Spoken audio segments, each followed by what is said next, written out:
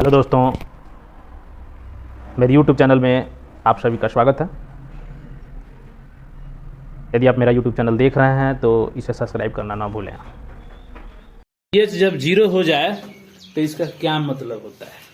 तो इसका मतलब होता है कि जलीय विलयन क्या है? गाढ़ा है। क्या है? गाढ़ा क्या है? लाल है। गाढ़ा लाल है। समझ रहे हैं ना?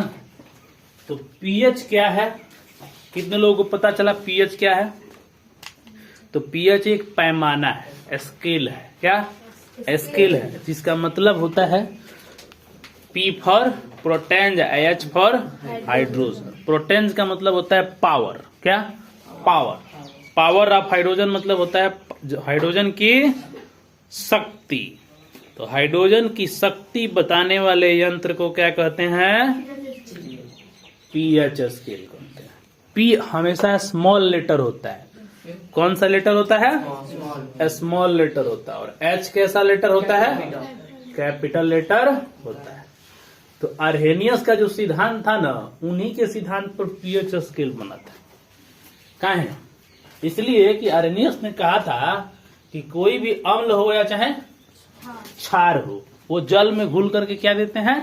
H+ आयन देते हैं। हाइड्रोजन आयन के कंसंट्रेशन से ही हम पता लगा सकते हैं कि कोई विलयन कितना क्षारीय है और कितना अम्लीय है समझ में? Hydrogen ion. क्या? Hydrogen ion.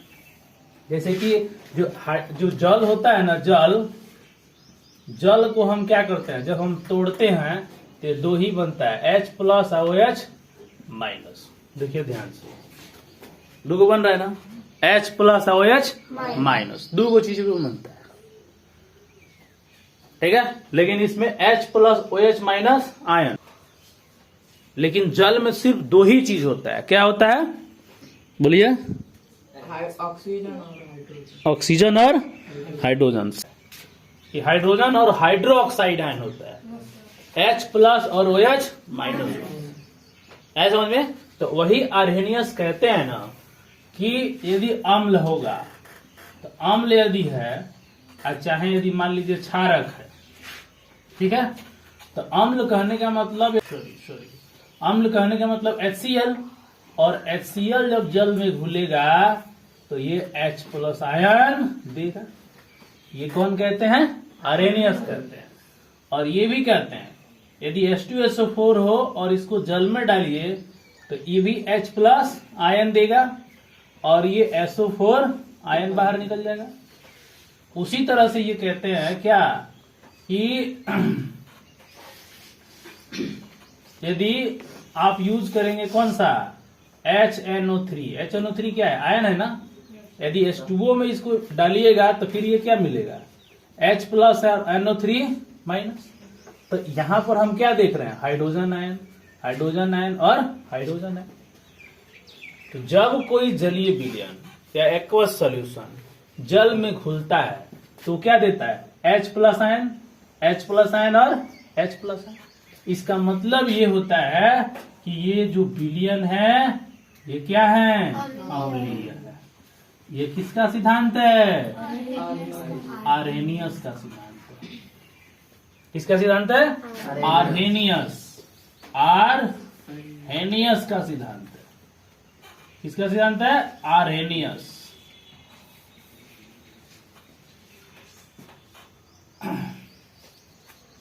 आर्हेनियस का सिद्धांत किसके लिए?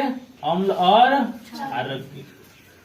ये कहते हैं कि अम्ल और क्षारक जल में घुलकर H+ आयन और OH- आयन देते हैं। क्षारक के लिए उन्होंने कहा था, जैसे मान लीजिए सोडियम हाइड्रोक्साइड है तो ये भी जल में घुलेगा और जल में घुल करके क्या देगा? Na और OH+ देगा, OH- देगा। तो OH- कहने का मतलब क्या हुआ? हाइड्रोजन आयन की कंसंट्रेशन यहाँ पर कम है और OH- आयन की कंसंट्रेशन क्या है? ज्यादा। क्योंकि जल में तो दोनों चीज है ना, H+ भी है और OH- भी है। तो जैसे हम इसको जल में डालेंगे तो इसके OH- आयन की संख्या यहाँ क्या होगी? ज्यादा होगी। उसी तरह से पोटेशियम हाइड्रोक्साइड है, जैसे इसको जल में डालिएगा तुरंत क्या बनेगा? K+ और OH- बन जाएगा। तो कहते हैं आर्हेनियस कि क्षारक को यदि जल में घुला दिया जाए तो ये OH माइनस आयन, तो इसी सिद्धांत के अनुसार जो है ना, उन्होंने बताया कि कौन सा विलयन अम्लीय है और कौन सा विलयन क्षारीय है। यानी एसिडिक मीडियम, एसिडिक सॉल्यूशन कौन सा है और बेसिक सॉल्यूशन कौन सा है, ये बात बताया था आर्हेनियस ने। तो सिर्फ आर्हेनियस के सिद्धांत में आपको इतना ही लिखना कि ये जल में घुल करके क्या देते हैं, H+ आयन देते हैं और OH माइनस आयन। तो इनके बातों से ये क्लियर हो गया कि कोई भी जलीय विलयन है वो अम्लीय है या क्षारीय है, वह उसके हाइड्रोजन आयन के सांद्रण पर निर्भर करता है। मान लीजिए कि एक हम ऐसे सॉल्यूशन ले लेते हैं, ठीक है, एक ऐसे सॉल्यूशन ले लेते हैं, ये नॉर्मली कोई विलयन है, ठीक है, ये जलीय विलयन है। क्या ये जलीय विलयन है? और जलीय विलयन में यदि H+ आयन का कंसंट्रेशन OH माइनस आयन के कंसंट्रेशन से ज्यादा हो, इसका मतलब ये जलीय विलयन कौन सा होगा, अम्लीय होगा। कौन सा होगा? ऐसा बात नहीं है कि उसमें OH नहीं है, OH नहीं रहता तो जल ही नहीं बनता, है ना। लेकिन इसमें हाइड्रोजन आयन की कंसंट्रेशन क्या है, अधिक है, और OH माइनस आयन की कंसंट्रेशन क्या है, कम है, इसलिए विलयन कौन सा विलयन होगा, अम्लीय विलयन होगा।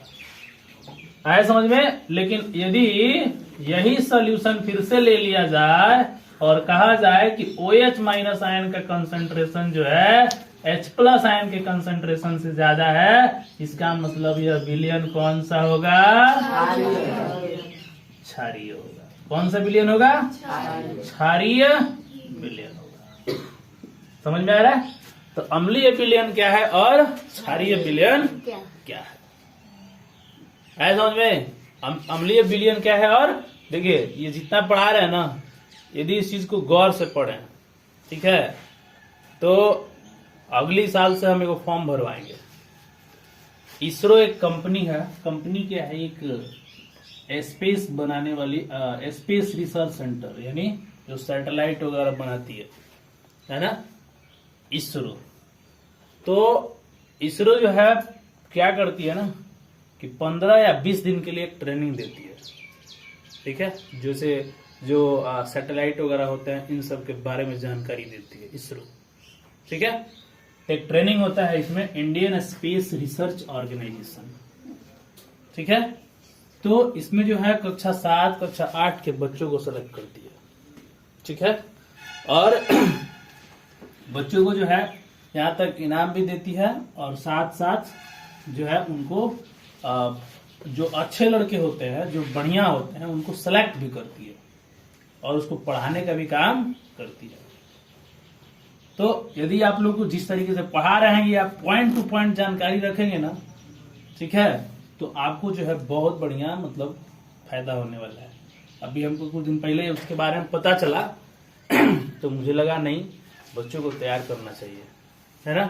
7-8 के बच्चे, 9 के बच्चे को जो है वो सेलेक्ट करती है, और काफी ये इंडियन स्पेस रिसर्च, स्पेस का मतलब जानते हैं अंतरिक्ष है, तो इंडियन स्पेस रिसर्च, ठीक है। तो ये बच्चों को सेलेक्ट करती है, तो उनको ये सारा बेसिक जानकारी होना चाहिए, है समझ में, ये सारा बेसिक जानकारी होना चाहिए। तो इन बच्चों का सिलेक्शन होता है, इनाम भी मिलता है। दुनिया से सीखिए कि कौन कैसे आगे जा रहा है। तो जितना पढ़ा रहा है इतना यदि आप गौर से सुनेंगे, है ना, तो कहानी आपको केमिस्ट्री की समझ में आएगी। समझ में आ रहा है, केमिस्ट्री की कहानी आपको समझ में आ जाएगी। और नहीं सुनिएगा तो केमिस्ट्री की कहानी नहीं समझ में आएगी, सब बोरिंग लगेगा आपको, ठीक है। देखिए कोई भी जो है चीज है तो उसको जो है थोड़ा सा अच्छे से ये करना है कि ये हमारे लिए कहाँ यूज है, यही सब चीज पूछा जाता है। इसी सब चीजों की जानकारी जो है ली जाती है, आप कितना जानते हैं, है ना, फिजिक्स में, केमिस्ट्री में, बायोलॉजी में आप कितना जानते हैं, इसी का जो है जानकारी लिया जाता है। तो ये बात आपको समझ में आया, आर्हेनियस का सिद्धांत क्या है। चलिए आगे देखते हैं। इसके बाद है हमारा पीएच स्केल। तो पीएच स्केल के बारे में अभी जानकारी आपको दिए। P for protein, H for hydrogen. P एक कौन सा भाषा है? ग्रीक भाषा है या लैटिन भाषा है? प्रोटेंज है जर्मन भाषा है। जर्मनी भाषा में पी को क्या कहते हैं? प्रोटेंज, है ना। तो अगला जो टॉपिक हम लोग पढ़ने वाले हैं that is pH scale. P for प्रोटेंज, पी फॉर प्रोटेंज, एच फॉर हाइड्रोजन, है ना। एच फॉर हाइड्रोजन, ठीक है। पी क्या है? जर्मन लैंग्वेज से लिया गया है। किससे जी? जर्मन लैंग्वेज से लिया गया है, जिसका मतलब होता है पावर, यानी शक्ति जिसको कहते हैं। क्या कहते हैं? शक्ति। आए समझ में? यानी पीएच स्केल क्या है? तो पीएच स्केल एक जो है किसी जलीय विलयन में, किसी जलीय विलयन में, जलीय विलयन में हाइड्रोजन आयन, कौन जी? हाइड्रोजन आयन माप, हाइड्रोजन आयन की शक्ति, हाइड्रोजन आयन की शक्ति को मापने वाला यंत्र, मापने वाला यंत्र है। क्या ये यंत्र है? समझ में? किसी जलीय विलयन में H प्लस आयन यानी हाइड्रोजन आयन की शक्ति मापने वाला यंत्र क्या कहलाता है? पीएच का। क्या कहलाता है? पीएच का। हाइड्रोजन आयन की शक्ति मापने वाले यंत्र को क्या कहते हैं? पीएच। और इससे जलीय विलयन का ये पता चलता है कि यह अम्लीय है या क्षारीय है। अम्लीय है या क्षारीय? यह विलयन जो है अम्लीय है या क्षारीय है, इससे हम पता लगाते हैं। ठीक है। तो अभी हमने बात किया आपको कि H2O जब ब्रेक होता है तो दो चीजों में ब्रेक होता है, यही ना। H plus OH, H plus और OH माइनस में जो है क्या, ये ब्रेक होता है। समझ में आ रहा है? H प्लस और OH माइनस में ब्रेक होता है। OH माइनस में ये क्या होता है? ब्रेक होता है। यानी कहने का मतलब ये हुआ कि यदि हाइड्रोजन आयन की कंसंट्रेशन ज्यादा हो गई OH माइनस आयन से, तो फिर ये विलयन कौन सा होगा? अम्लीय होगा। और यदि H प्लस आयन कमजोर पड़ गया OH माइनस आयन से, इसका मतलब विलयन क्या होगा? क्षारीय होगा। ठीक है। तो हाइड्रोजन आयन के कंसंट्रेशन पर जो है ये बात बताई गई। समझ आ रहा है? तो इसमें जो है एक फॉर्मूला दिया गया है, इसमें जो है एक फॉर्मूला दिया गया है कि पीएच इज इक्वल टू होता है ना, पीएच इज इक्वल टू होता है minus log H plus ion. ये देखिए लॉग का एक फॉर्मूला है। एग्जाम में हमको लगता है कि आप लोग के सिलेबस ये गायब है, इससे क्वेश्चन आता नहीं है, लेकिन एडवांस है। ठीक है। या कोई एनसीईआरटी में नहीं मिलेगा। ठीक है। तो पीएच बराबर क्या होता है? Minus log H plus ion, चाहे minus log OH minus ion. ऐसे समझ में आ रहा है?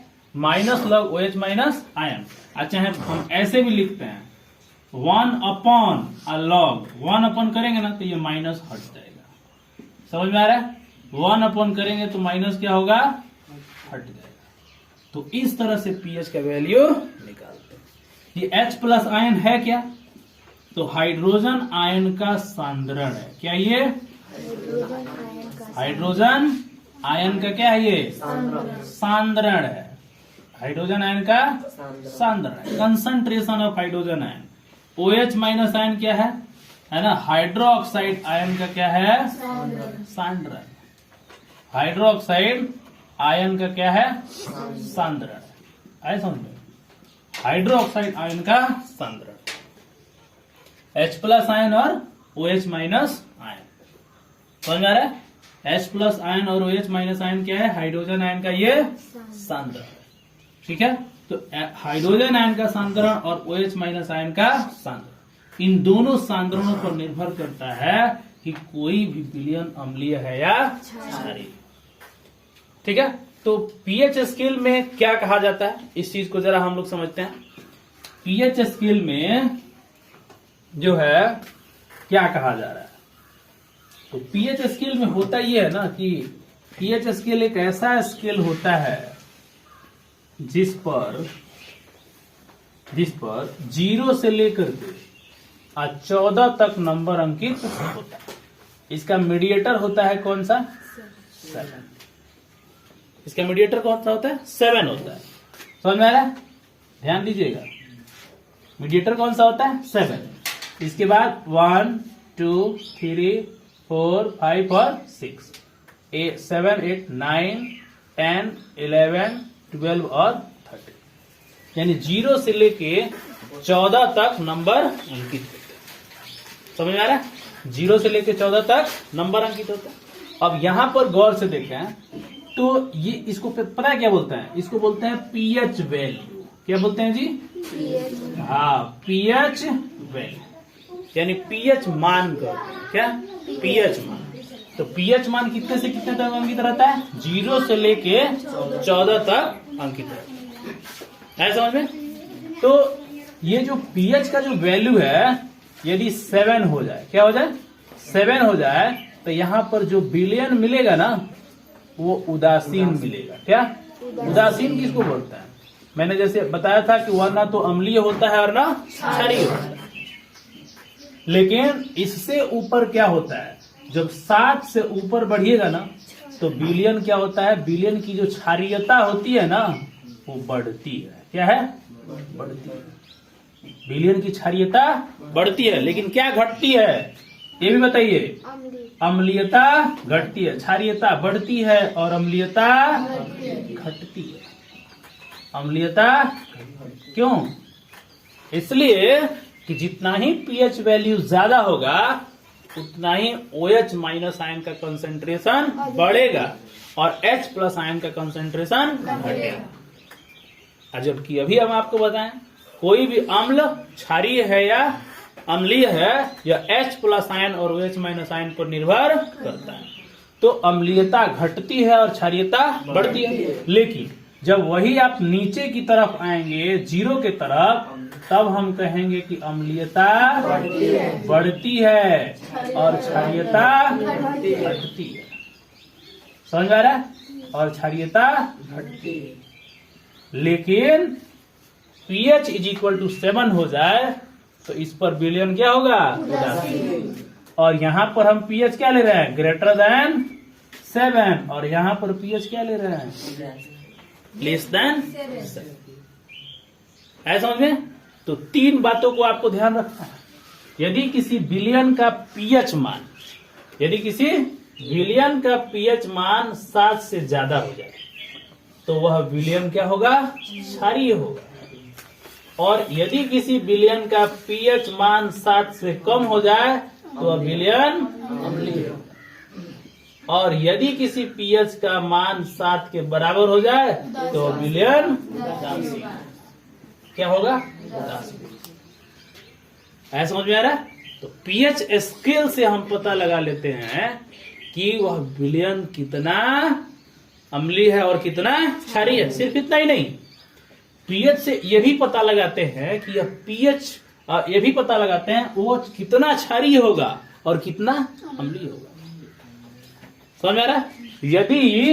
यदि pH वैल्यू क्या है? 0 1 2 3 है, तो पता है उसको हम बोलते हैं प्रबल अम्ल। क्या बोलते हैं? प्रबल। सबसे प्रबल अम्ल तो तब होगा जब उसका pH वैल्यू 0 हो जाए, है कि नहीं? लेकिन जहां से हम 4 5 6 7 के बीच में आते हैं, तो वह कौन सा अम्ल हो जाता है? दुर्बल अम्ल। उसी तरह से है ना, 7 8 9 10 तक आप जाते हैं, तो प्रबल दुर्बल, यहां पर क्या मिलेगा? दुर्बल क्षार मिलेगा। और यहां पर क्या मिलेगा? प्रबल क्षार। समझ में आ रहा है ना? प्रबल क्षार, दुर्बल क्षार, ये pH पर ही डिपेंड होता है। यदि pH वैल्यू 7 और 8 के बीच में है, तो समझिए कि काफी दुर्बल क्षार। यदि pH वैल्यू आपको 14 दे दिया जाए, 14, तो इसका मतलब क्या हुआ? इसका मतलब ये हुआ कि वह ज्यादा से ज्यादा प्रबल क्षारक है। समझ आ रहा है? तो इस तरीके से पीएच स्केल को हम समझते हैं। ठीक है, तो पीएच स्केल पर 0 से लेके 14 तक नंबर अंकित होते हैं, जिसमें 7 पर पीएच मान 7 यदि होता है तो विलियम उदासीन होता है, और 7 से जितना ही हम आगे बढ़ते जाते हैं उतना ही विलियन की क्षारीयता बढ़ती है और अम्लीयता घटती है, और 7 से जितना ही नीचे आते हैं इसका विलियन की जो क्षारीयता होती है वो घटती है और अम्लीयता बढ़ती है। समझ में? तो इसी को हम पीएच स्केल कहते हैं, और इसी से पीएच पेपर भी बना है। पीएच पेपर भी बना है, और पीएच पेपर में क्या होता है, उस पीएच पेपर को जैसे आप डालिएगा ना विलियन में तो उसका कलर चेंज हो जाएगा, है ना। अब आप कलर मिलाइएगा उसमें, है ना। पीएच पेपर में जब कलर मिलाइएगा, कलर तो उस पर सारा जो है वैल्यू पर कलर अंकित होता है। 0 से कहने का मतलब लाल, इधर क्या रहता है लाल, गाढ़ा लाल, इधर गाढ़ा बैगनी हो जाता है। जैसे आप लोगों ने बिब्योर पढ़ाया था, है समझ में, लाल और बैगनी। देखिए बीच में कुछ ही होता है हरा, पीएच मान 7 है, इसका मतलब रंग क्या होगा हरा। आंखों के लिए इसीलिए कहते हैं कि कौन सा रंग बढ़िया है, हरा रंग अच्छा है। देख रहे हैं ना किस तरह से लाल से हरा और हरा से बैगनी। तो पीएच पेपर को जैसे हम सोल्यूशन में डालेंगे ना तो तुरंत उसका कलर चेंज हो जाएगा, और इसमें मिला लेंगे कौन कलर से मिल रहा है। यदि पीएच पेपर का कलर यदि हरा हो जाए तो इसका मतलब पीएच क्या है 7 है, पीएच 7 है और पीएच 7 है तो विलियन क्या हो गया है। समझ में? तो ऐसे ही पीएच पेपर भी होता है समझ में। अब एक चीज देखिए, जैसे कि पीएच तो वैल्यू यहाँ पर आपको दे दी गई है ना, क्या दे दी गई है पीएच वैल्यू आपको दे दी गई है, लेकिन हाइड्रोजन आयन का कंसंट्रेशन जो होता है ना वो 10 के पावर में बताते हैं। किसमें? 10 के पावर में। यदि मान लीजिए कि हाइड्रोजन आयन कंसंट्रेशन जो है यहाँ पर पूछा जाए कितना होगा तो हम कहेंगे 10 के पावर 0, 10 के पावर 1 माइनस में, किसमें माइनस में, 10 के पावर -3, 10 के पावर -4, 10 के पावर -10 के पावर -10 के पावर -14। तो जो हाइड्रोजन आयन कंसंट्रेशन होता है ना वो हम 10 के पावर में दिखाते हैं। किसके पावर में दिखाते हैं 10 के पावर में दिखाते हैं। अब क्वेश्चन यहाँ पर मैं आपको बताता हूँ। मान लीजिए कि किसी जलीय विलयन का, याद रखिए ध्यान दीजिए, किसी जलीय विलयन का हाइड्रोजन आयन कंसंट्रेशन यदि 10 के पावर -5 है, 10 के पावर -5 है हाइड्रोजन आयन कंसंट्रेशन मोल पर लीटर, ध्यान दीजिएगा। तो इसका पीएच मान क्या होगा, फॉर्मूला क्या ना है, तो पीएच बराबर तुरंत लगा लेंगे -log H प्लस आयन। तो -log ये 10 के पावर कितना है -5 है कि नहीं है, और log का एक फॉर्मूला होता है। क्या फॉर्मूला होता है, यदि log m का पावर n है तो इसका मतलब होता है n log m, और याद रखिएगा log 10 का मान हमेशा 1 होता है। कितना होता है 1 होता है ना। तो इसलिए इसका वैल्यू कितना हो जाएगा +5 log 10। क्यों? क्योंकि इधर आके गुणा हो जाएगा। देखिए n किधर चला जाए इधर, तो इसी तरह से -5 इधर आ जाएगा, और log 10 का वैल्यू क्या हो गया 1 हो गया। तो पीएच वैल्यू कितना हो गया 5। अब जरा बता दीजिए कौन सा विलयन होगा, ये जलीय विलयन कौन सा होगा एसिडिक होगा, यानी अम्लीय होगा। इस तरह से हम फॉर्मूला का यूज करते हैं। समझ में आ रहा है? इस तरह से हम फॉर्मूला का यूज करते हैं। तो अब एक चीज यहां से ये देखना है कि टोटल हाइड्रोजन आयन ले लो और OH माइनस आयन ले लो, दोनों का गुणनफल 10 के पावर -14 के बराबर होता है। 10 के पावर -14 के बराबर, दोनों का गुणनफल 10 के पावर -14 के बराबर। समझ में आ गया? तो दोनों का कंसंट्रेशन अधिकतम कितना होगा 10 के पावर -14 के क्या होगा बराबर। तो आप लोग समझ पा रहे हैं किस तरह से जो है पीएच स्केल का यूज हो रहा है, पीएच फॉर्मूला का किस तरह से यूज हो रहा है, समझ में। तो इस तरह से जो है हम पीएच स्केल को समझते हैं। तो हमारे वैज्ञानिकों ने जो है इस स्केल को डेवलप किया, और पता है हमारे दैनिक जीवन में उपयोग होने वाले जो विलयन है ना, बिलियन है, उस बिलियन का हम अंदाजा लगा लेते हैं कि कौन अम्लीय है या कौन क्षारीय है। यदि हम इस चीज का अंदाजा नहीं लगा पाएंगे तो उसका हम गलत यूज कर सकते हैं, और गलत यूज करेंगे तो फिर हमको हानि होगी। तो ये सब पैमाना आपको दिया गया ताकि कोई भी बिलियन आप यूज कर रहे हैं जिसके बारे में आपको परिचित है तो आप पता लगा लीजिए। मान लीजिए प्यास लगी है, आप समझेंगे कि पानी है और उसको फैल गया, पता चला क्या था, वो एसिड था, है समझ में। और पता चला वो एसिड था तो फिर जो है आप गए, समझ में आ रहा। तो इस तरह से पीएच स्केल को समझा जाता है। सबको बात समझ में आ गया। पीएच स्केल क्या है? पीएच स्केल वह यंत्र है जिससे हम किसी विलयन का अम्लीय और क्षारीय होने का पता लगाते हैं। किसी विलयन के अम्लीय और क्षारीय होने का पता लगाते हैं। समझ में आ रहा है? तो पीएच स्केल क्या है? तो देखो, गौर से यदि आप क्वेश्चन को सुनोगे तो एग्जाम का एक भी ऑब्जेक्टिव जो है आपका बाकी नहीं रहेगा, सारा ऑब्जेक्टिव आपका बन जाएगा, कहीं भी आपको कोई समस्या नहीं आएगी। तो पीएच स्केल के बारे में हमने जानकारी प्राप्त किया। एक और चीज देखो, जब हम कहानी की तरह पढ़ते हैं ना तो हमको क्या होता है, जैसे आधा चीज ऐसे ही हमको समझ में आ जाता है, केवल हमको पॉइंट्स हमको चाहिए, तुरंत जो है हम उसके बारे में जानकारी प्राप्त कर सकते हैं। किताब ही पढ़ेंगे तो हमको बेहतर तरीका समझ में आएगा। तो इस तरह से हमने पीएच स्केल को समझ लिया। समझ में आ रहा है? चलिए, ठीक है।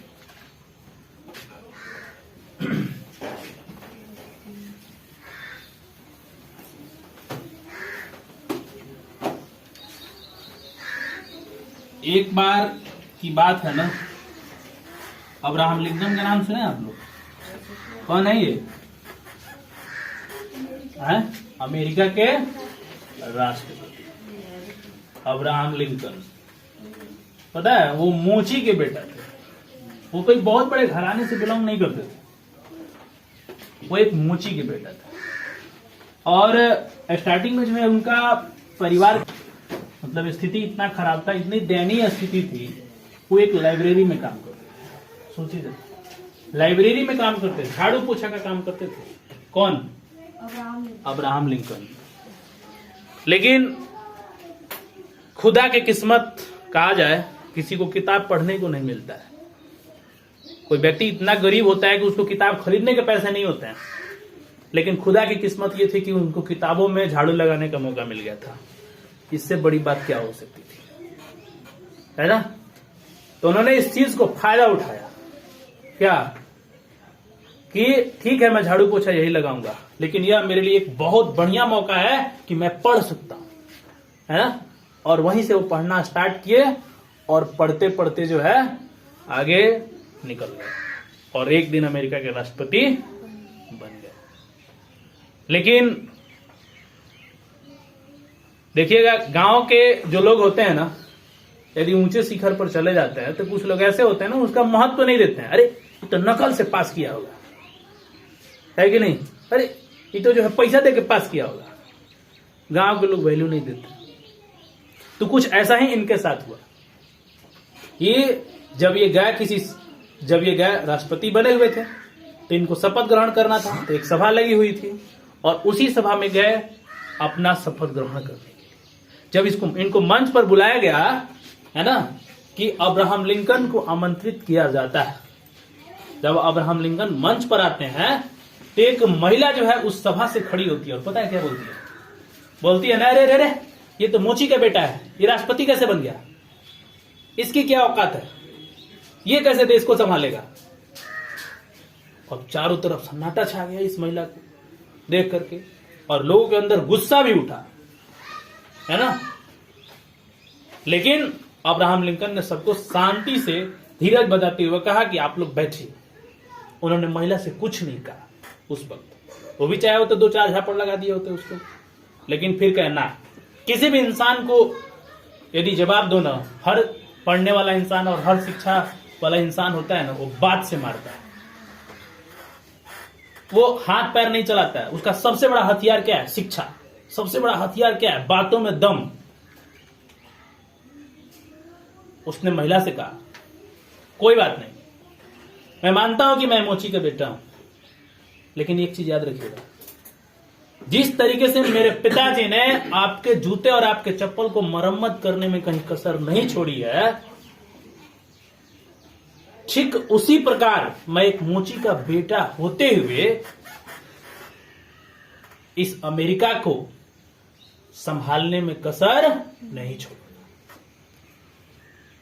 क्योंकि ये मेरे बाप ने बताया है, मेरे पिताजी ने बताया है कि आप कोई भी काम करो, है ना, उसको ऐसे करो ताकि जो है हमारे जीवन में कभी आंच ना आए। तो जब हमारे पिताजी इतना बेहतर से काम कर सकते हैं, तब भला बेटा इस देश को क्यों नहीं संभालेगा। अब महिला का मुंह बंद हो जाता है, अब सब लोग अवाक रह जाते हैं। तो ये होती है बातों में दम, ये होती है शिक्षा की मार। समझ में आया? और उन्होंने पूरी सभा को जो है चौंका दिया। सब लोग यही सोच रहे थे कि जो है जिस तरीके से इस महिला ने इनका इज्जत का जनाजा निकाल दिया है, उसकी जगह पे दूसरा कोई होता तो इसको जो है जरूर कुछ ना कुछ कर देता। लेकिन शिक्षा ऐसी चीज है ना कि इंसान को धैर्यता लाती है, और धैर्यवान मनुष्य जो होता है ना, बात के बल पर ही जो है ना बड़े से बड़े समस्याओं का समाधान कर लेते हैं। तो किसी को देख करके ना उसके औकात का पता नहीं लगना चाहिए, है ना। तो जो लोग अनपढ़ होते हैं, गवार होते हैं, जिनके शिक्षा से कोई मतलब नहीं होता है, वो चंद मिनट नहीं लगेगा, है ना, प्रधानमंत्री को गाली दे देंगे। चंद मिनट नहीं लगेगा, है ना, किसी बड़े व्यक्ति को गाली दे देंगे, हाथ उठा देंगे। तो ये कुछ वो असभ्य लोग होते हैं, और ऐसे लोगों से हमें दूर रहना चाहिए। चलिए आगे देखते हैं। ये बात आपको समझ में आ गया? पीएच स्केल क्या है? अगली कहानी क्या है? अगला है, अब हम लोग जो पढ़ने वाले हैं, क्या अम्ल और क्षार का जो गुण है, कौन सा गुण? रासायनिक। कौन सा गुण पढ़ने वाले हैं? रासायनिक गुण पढ़ने वाले हैं। क्या रासायनिक गुण में है, ये छोटा सा सारांश बताते हैं आपको। रासायनिक गुण ये है कि यदि अम्ल है या क्षार है, अम्ल है या क्षार है, ये तो आपको पता चल गया कि जल में घुल करके क्या देगा। क्लियर हो गया? दूसरा हम लोग ये जानने वाले हैं कि जो अम्ल होता है और जो क्षारक होता है, ये धातु से रिएक्शन करेगा तो क्या देगा। है समझ में? ये धातु से रिएक्शन करेगा तो क्या देगा। फिर ये भी पढ़ने वाले हैं कि यदि यह धातु कार्बोनेट से रिएक्शन करेगा तो क्या देगा। धातु हाइड्रोजन कार्बोनेट से रिएक्शन करेगा तो क्या देगा, ये पढ़ने वाले हैं। समझ में आ रहा है ना? और जो है इस बात को ये भी समझने वाले हैं कि यदि अम्ल को क्षारक से रिएक्शन कराया जाए तो क्या होगा, और अम्ल को क्षारक से रिएक्शन कराया जाए तो क्या होगा, ये भी पढ़ने वाले। समझ में आ रहा है? ठीक है। और इसमें एक और बात पढ़ने वाले हैं कि जो धातु होते हैं ना, वो धातु ऑक्सीजन से अभिक्रिया करते हैं तो क्या बनाते हैं। तो धातु के ऑक्साइड बनाएंगे ना, क्या बनाएंगे? धातु के ऑक्साइड। है समझ में? उसी तरह से अधातु जब ऑक्सीजन से अभिक्रिया करते हैं तो वो क्या बनाएंगे? अधातु के ऑक्साइड, यानी अधातु के ऑक्साइड। उन लोग भागो तो जी, अधातु के ऑक्साइड, अधातु के ऑक्साइड है, बाहर भागो। चाहे चूं करने लगता है, कमीजन नहीं है कि क्लास चल रहा है। धातु को देखिए ध्यान से, धातु के ऑक्साइड और अधातु के ऑक्साइड। ये देखिए बहुत बेहतर कॉन्सेप्ट है ये अम्ल और क्षार का रासायनिक गुण हम लोग पढ़ने वाले।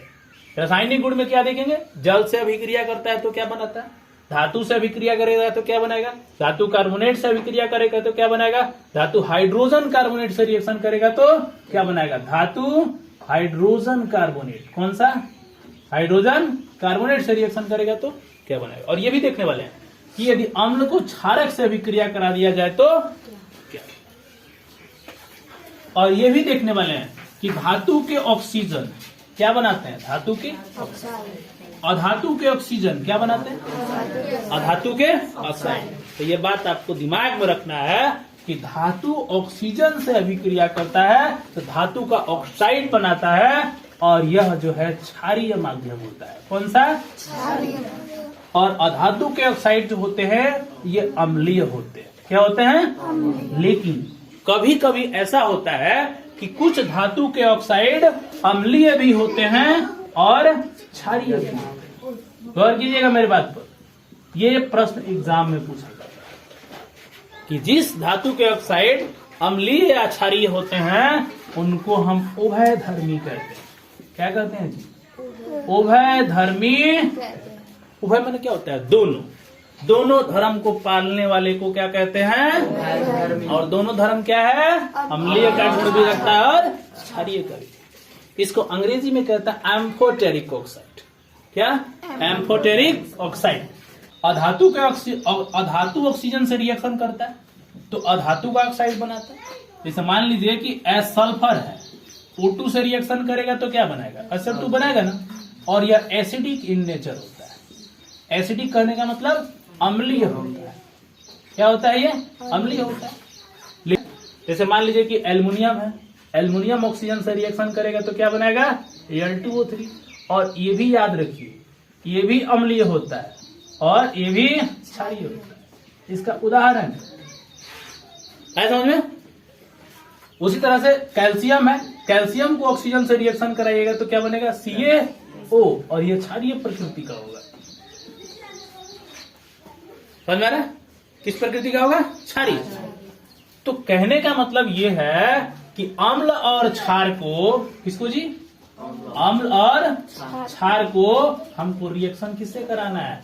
धातु के ऑक्साइड से।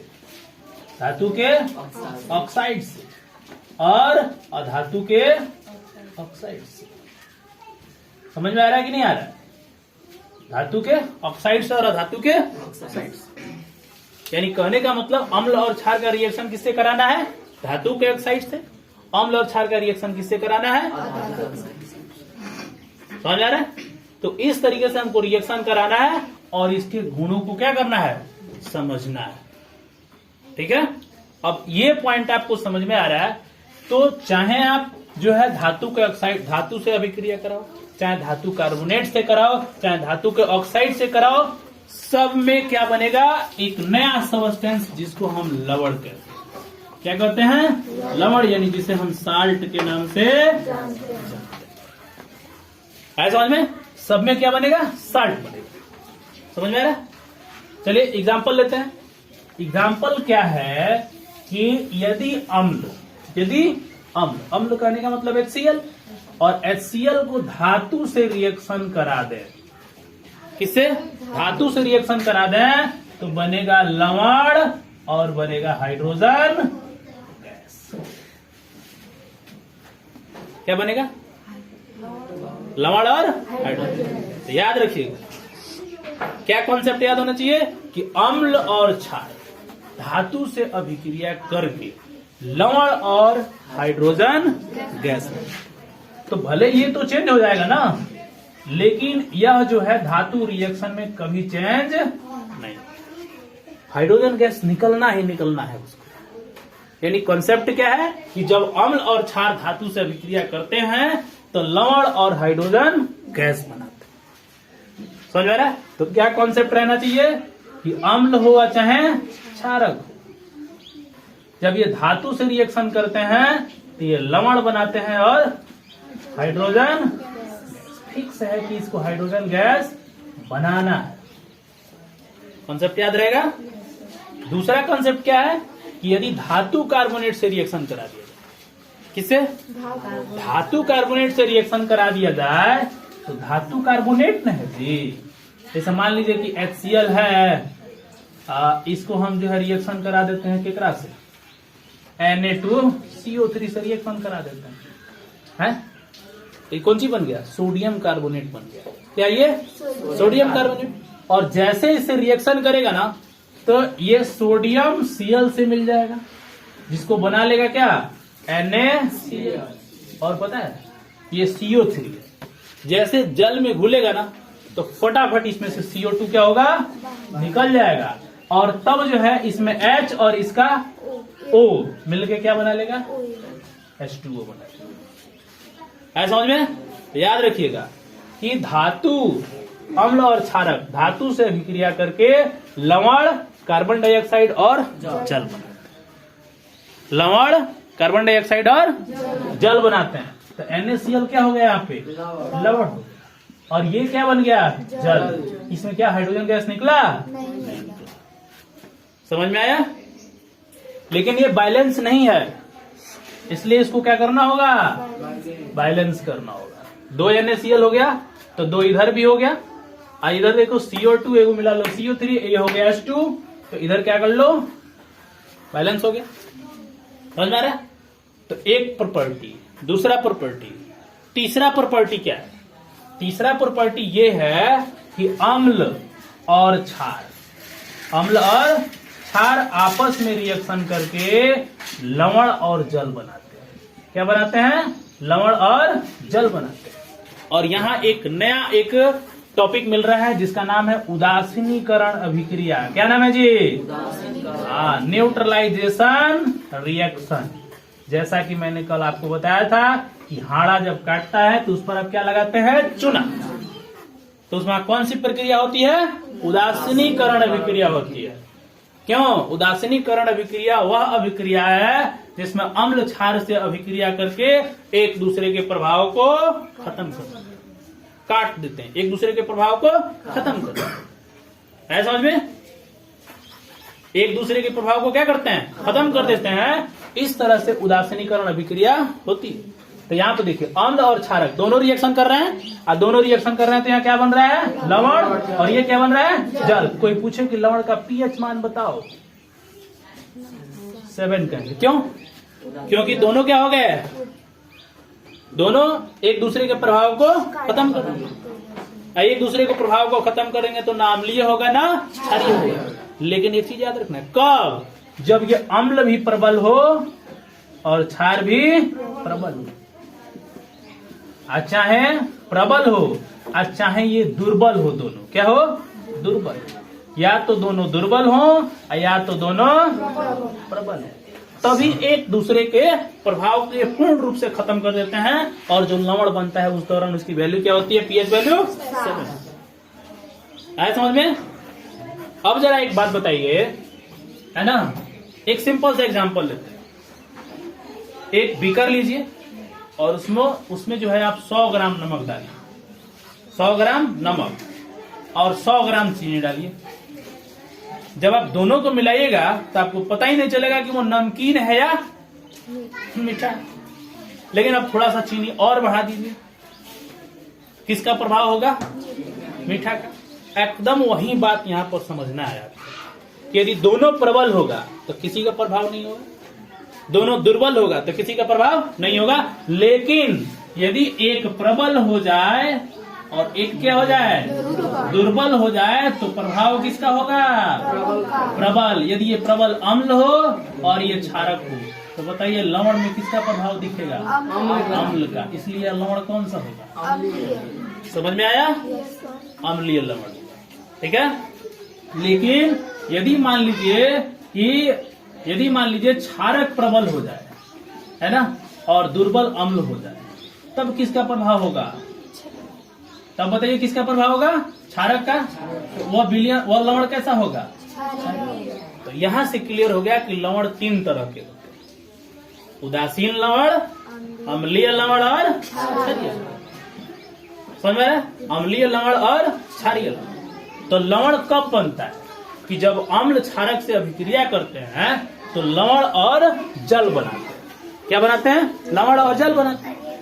और ये अब इस बात पर निर्भर करता है कि अम्ल का प्रभाव, है ना, अम्ल का प्रभाव ज्यादा है या क्षारक का प्रभाव ज्यादा। अम्ल का प्रभाव ज्यादा होगा तो लवण तो विलयन अम्लीय बनेगा, लवण अम्लीय बनेगा।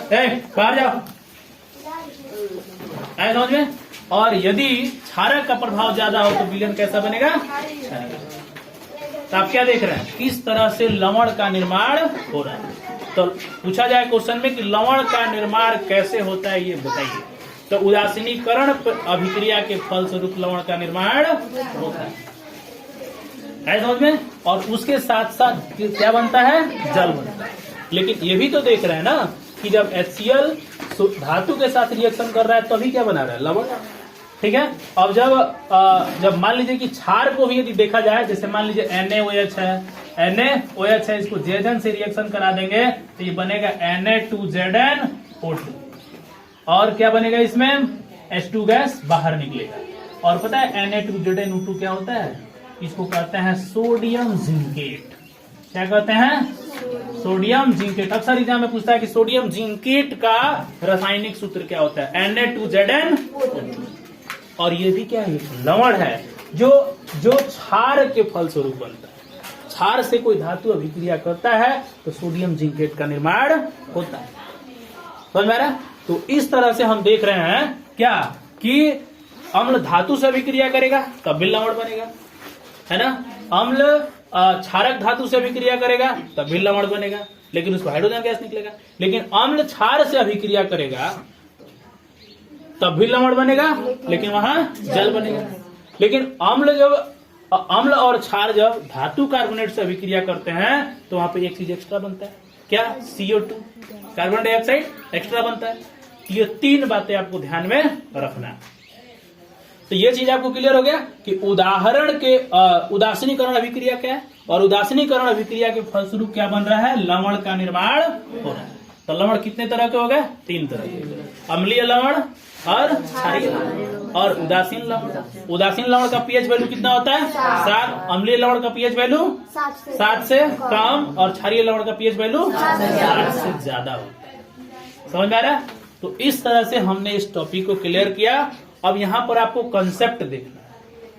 अम्ल और क्षार धातु से अभिक्रिया करके लवण और हाइड्रोजन गैस बनाते हैं। अम्ल और क्षार धातु कार्बोनेट से अभिक्रिया करके लवण, कार्बन डाइऑक्साइड और जल बनाते हैं। लेकिन अम्ल क्षार से अभिक्रिया करके लवण और जल बनाते हैं। यहाँ लवण 3 तरीके का बन सकता है, अम्लीय लवण, क्षारीय लवण और उदासीन। तीनों तरह का लवण बन सकता है। आया समझ में? तो इस तरह से हमने इस कंसेप्ट को क्या किया, समझ लिया।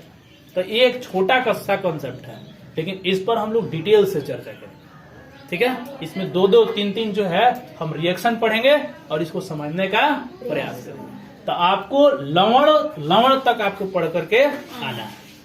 आया समझ में? फैमिली ऑफ साल्ट, लवण के परिवार, यहां तक आपको पढ़ के आना है। समझ में? आप एक एग्जांपल जरा हमको बताइए। जैसे मान लीजिए कि आपको KCl लवण बनाना है, KCl पोटेशियम क्लोराइड है, तो बताइए कौन अम्ल लेंगे या कौन क्षार लेंगे, है ना। कौन सा धातु लेंगे, कौन सा अम्ल लेंगे या कौन सा क्षार ले लेंगे ताकि आपको जो है KCl बन जाए। KCl लवण आपको बनाना है, क्या क्या लेंगे। अभी आप पढ़ेंगे तो अम्ल और क्षार से अभिक्रिया करके लवण और जल बनता है। तो कौन सा अम्ल होगा और कौन सा क्षार होगा ताकि KCl बन जाए, बताइए। सीधा एग्जाम्पल है, Cl है, क्या ये Cl है, तो अम्ल कौन सा होगा, HCl है, नहीं होगा, H हो जाएगा। दोनों कौन सी है, दुर्बल है या स्ट्रांग है, स्ट्रांग है ना। तो दोनों का स्ट्रांग है तो प्रभाव क्या होगा, KCl का होगा, क्या है, KCl होगा ना। कि लवण किस अम्ल से और किस क्षार से मिलकर के, तो जरा इतना तक आपको पढ़ के आना है। घर पे बेहतरीन तरीके से किताब पढ़िए, ठीक है। चलिए।